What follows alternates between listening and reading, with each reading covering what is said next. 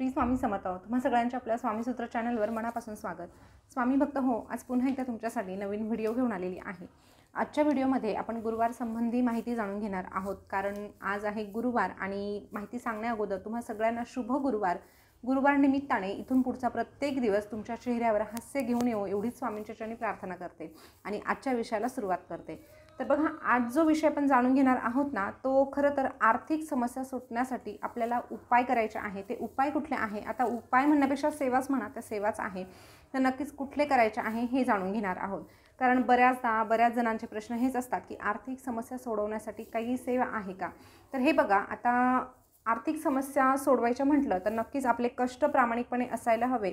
पण कष्ट करूनही कधी कधी आपल्याला म्हणजे नशिबाची साथ मिळत नाही, दैवी शक्तीची साथ मिळत नाही, किंवा आपली जी कुंडली असते ना, त्यामध्ये असे काही ग्रहतारे असतात ना की आपल्याकडे आलेला जो पैसा आहे तो थांबतच नाही, तो टिकण्याचं नाव घेत नाही आणि आलेली लक्ष्मी आल्या पावली परत निघून जाते आणि पैसा कुठे खर्च झाला हे देखील आपल्याला कळत नाही. बऱ्याच जणांच्या ह्याच समस्या आहे. पण बघा, जर समजा एखादी व्यक्ती जर पैसा कमवण्यासाठी धडपडच करत नाही तर मग त्या व्यक्तीबद्दल आपण काही बोलू शकत नाही. पण खरंच जर आपण बघतो डोळ्याने, एखादी व्यक्ती जर खरंच खूप कष्ट घेत आहे, प्रामाणिकपणे प्रयत्न करत आहे, पण तरीही जर तिला आर्थिक समस्या इतक्या त्या समस्यांनी तिला ग्रासून सोडलं आहे की तिच्या चेहऱ्यावरचं हास्य गायब झालं आहे आणि कुटुंबासाठी राबता तिचं अख्खं आयुष्य असंच निघून चाललेलं आहे, तर नक्कीच अशा व्यक्तीने ह्या पुढच्या ज्या सेवा आहे त्या करून बघा. निश्चितच तुम्हाला 5 गुरुवारमध्ये फरक पडल्याशिवाय राहणार नाही. काहींना लवकर पडतो, अर्थात काही गोष्टी आपल्या कर्मावर अवलंबून असतात. आता कर्म म्हणजे काय, तर जे आपलं मागच्या जन्मीचं आहे ना, ते फेडल्याशिवाय किंवा ते कमी झाल्याशिवाय आपल्याला पुढचे सुखाचे दिवस दिसायला म्हणजे येत नाही. त्यामुळे थोडंसं त्या गोष्टींचा संयम ठेवावा लागतो. तर चला, कुठले उपाय करायचे आहे ते आता आपण जाणून घेऊया. तर सगळ्यात पहिली गोष्ट, दर गुरुवारी आपल्याला एक तुपाचा दिवा लावायचा आहे आणि त्यामध्ये थोडीशी हळद टाकायची आहे. हा तुपाचा दिवा आपल्याला आपल्या देवघरामध्ये विष्णू भगवानांच्या फोटोसमोर लावायचा आहे. आता हे बघा, तुमच्याकडे म्हणजे आपल्याकडे स्वामी महाराजांची मूर्ती, स्वामींचा फोटो असतो. जे सत्यनारायण करतात त्यांच्याकडे सत्यनारायणाचा फोटो असतो.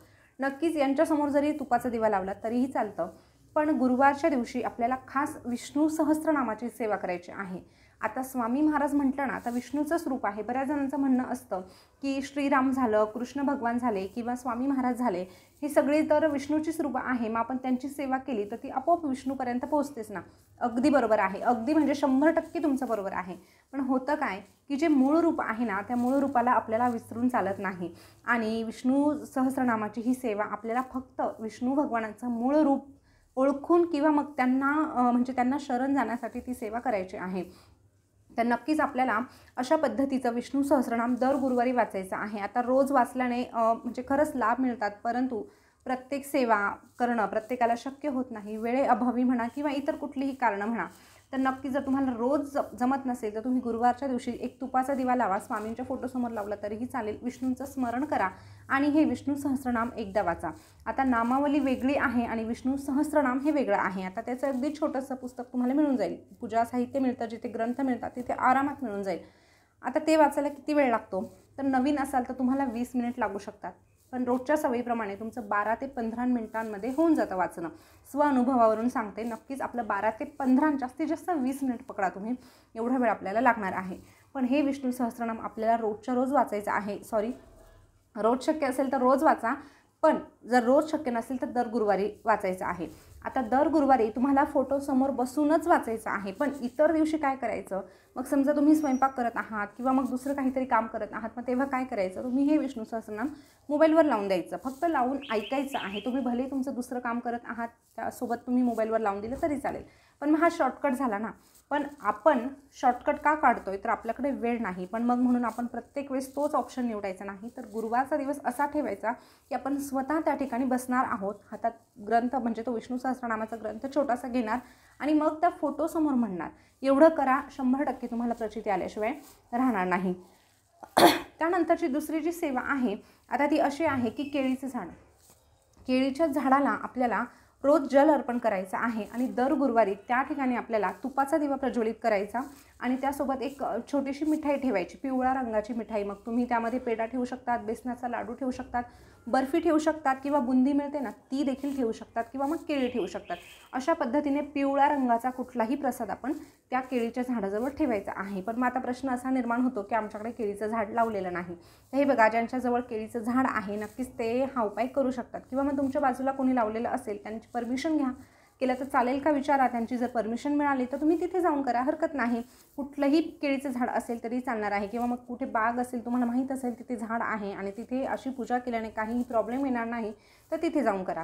पण मग ही पूजा ज्यांना केळीचं झाड उपलब्ध होणार आहे त्यांच्यासाठीच आहे. नक्कीच तुम्ही करून बघा. याची देखील 100% प्रचिती आल्याशिवाय राहत नाही. फक्त ह्या गोष्टींमध्ये सातत्य असायला हवं.